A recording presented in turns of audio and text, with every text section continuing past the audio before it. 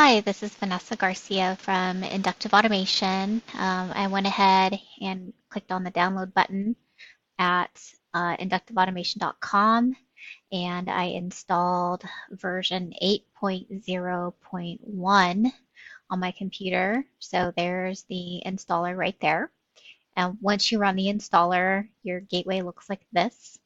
So to set up a device connection, you just click on that and type in your username and password, sign in. And I'm just using the trial version. So when this goes to 0, there's actually a reset trial button that can get another 2 hours. But to create a device connection, click right here. And so if you've got a live PLC, you can use these drivers here.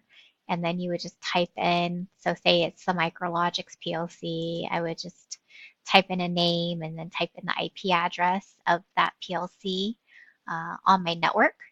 But if I don't have a PLC, I can use the 3 simulators down here. So you could just click on, for example, the dairy demo simulator and name that sim, for example, create new device. So you can keep doing that for more simulators, more devices, but this can be run completely just on a laptop by itself with nothing connected, so you can fully play with Ignition. So once you've got your device connection, if you want to, you could go ahead and connect up to a SQL database. If you want to store history coming from your simulator or your devices, so I'll just call that test, and that's the database I want to connect to, and this is the username and password for the database. And I'll just say create new database connection. And then from there, I could go ahead and launch the designer. So the first time you launch the designer, you get this download for Windows, or if you're on Linux, it'll be Linux button. And so that will run the designer launcher exe. So the next time I want to open up my designer, I could actually just click on a shortcut, which will be on my desktop. So I don't have to do this again.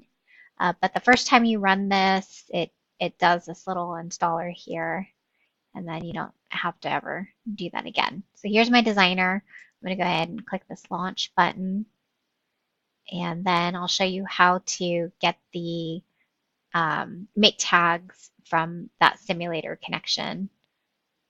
All right, so I'll just call this, here, I'll just put my username and password. And I will call this project test. And it's using that database connection. And I can choose a template here if I want to kind of not start from scratch, but get some windows and navigation set up already. So I'll choose the Vision 2-tier tab nav and go ahead and start that up.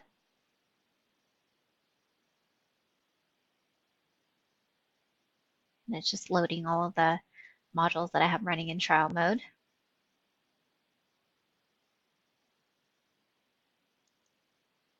Okay, here's my designer, and here are the windows that came with that template I chose.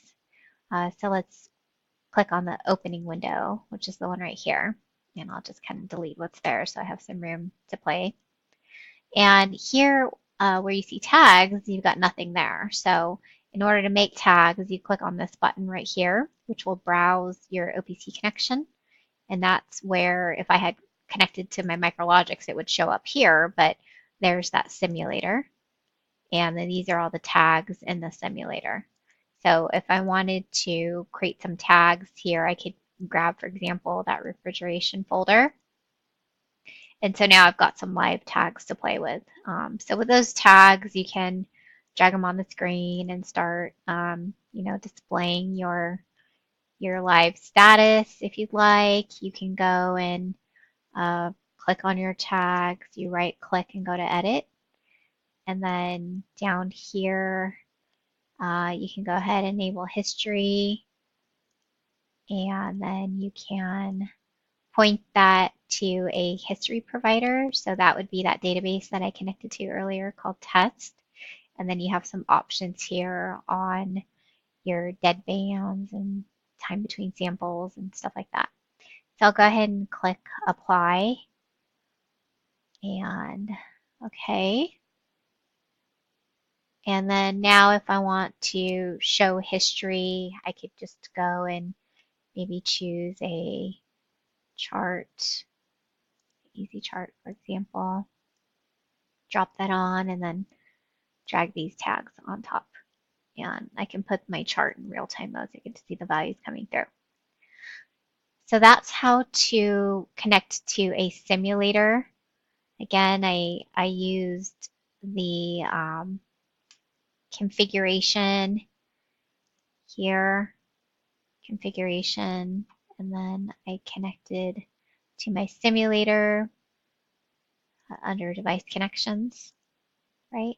And then after that, I opened up my designer, and then I clicked here on tags, and then clicked on OPC, browsed my tags, dragged them in, and then dragged them on the screen, and then right click to store history.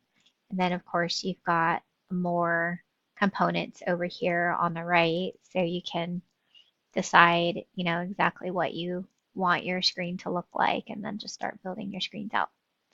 So hopefully that's helpful to you. Let me know if you have any questions. Thanks.